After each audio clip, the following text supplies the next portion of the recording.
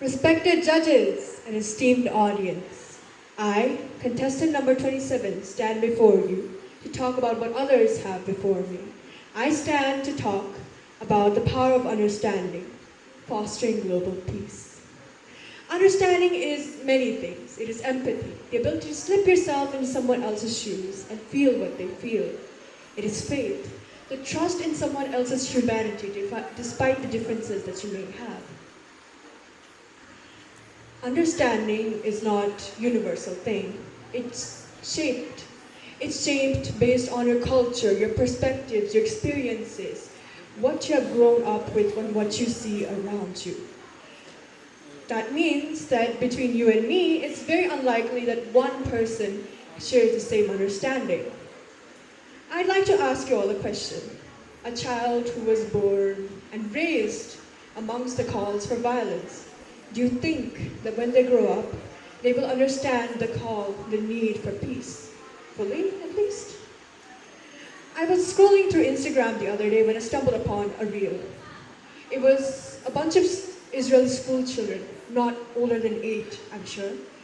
They were talking about Palestinians. They were spewing hate about them. They were saying that they had stolen their land and they hoped that they'd die very brutally. That shook me.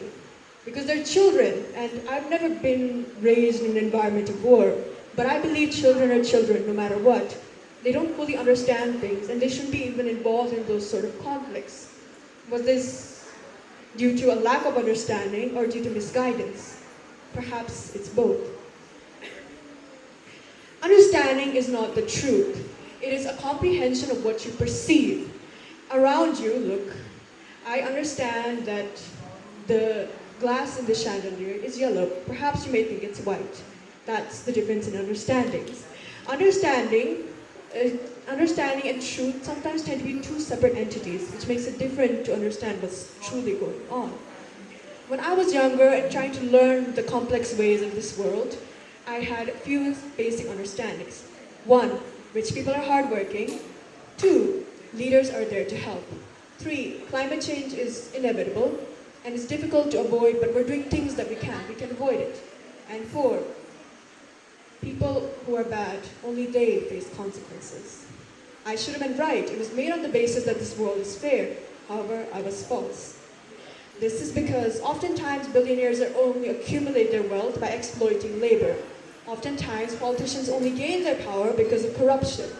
And we do have ways to mitigate climate change. It's just due to laziness and the fact that it'll lead to some economic loss that we don't. And the fact that we don't understand our own actions and how they contribute.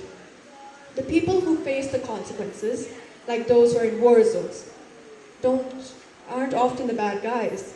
They're often just innocent civilians who got caught up in something that they don't really understand what's going on, and they can't escape. It's difficult to understand what's really going on in this world.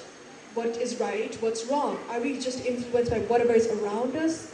Are we doing the right thing, or are we just doing what we have taught is right? How do we understand? How do we do what we're supposed to do? Let's look at what Mahatma Gandhi did. He understood what was going on. He didn't try to go through any extreme lengths. He didn't do anything that was too major, like start world wars or try to accumulate power. He stood for peace.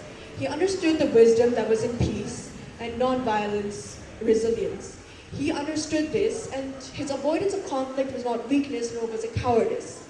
It was his strength.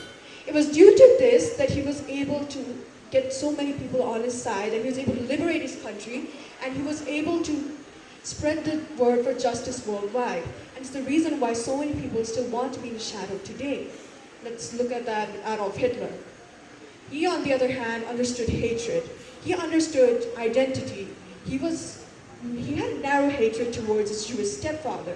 And so he was unable to just differentiate between identity and the persons.